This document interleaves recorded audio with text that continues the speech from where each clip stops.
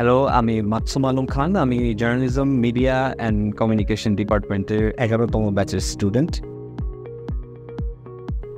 এই মুহূর্তে আমি সময় টিভিতে অ্যাসোসিয়েট স্পেশাল করেসপন্ডেন্ট হিসেবে কাজ করছি।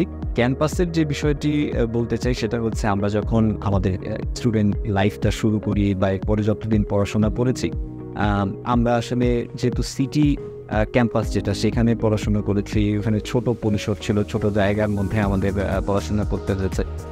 এখন এইখানে যে ক্যাম্পাসটা দেখছি এটা আসলে বিশাল। আমাদের কাছে এটা অনেক ভালো লাগে যে আমাদের এই ইউনিভার্সিটি, প্রিয় ইউনিভার্সিটির এই ক্যাম্পাসটা এত সুন্দর, এত ধরনের সুযোগ সুবিধা আছে। দিনকে দিন জার্নালিজম আসলে খুব সোশ্যাল মিডিয়া মুখী হচ্ছে। আধুনিক জার্নালিজম যেটা অনেক বেশি সময় তারা এই সোশ্যাল মিডিয়াতে থাকে, সেই কারণে জার্নালিজমেরও আসলে ওই দিকটায় প্রসারটা বেশি।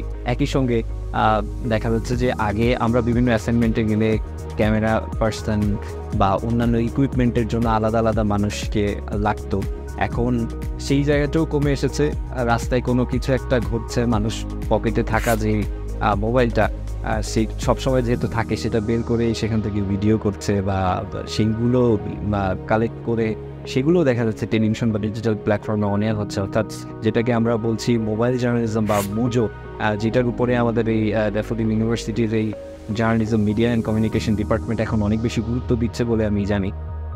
সেই জায়গাটাই আমি বলবো যে সেটা খুবই ভালো একটা দিক অবশ্যই, যে এই মোজোর উপরে গুরুত্ব দেওয়া যেটা বা এর বাদেও বিভিন্ন যে কাজগুলো এই ডিপার্টমেন্ট থেকে করা হচ্ছে, আমি অবশ্যই মনে করি যে এইগুলা ফিউচার জার্নালিজমের জন্য বা যারা স্টুডেন্ট আছে তাদের জন্য অবশ্যই খুব হেল্পফুল হবে।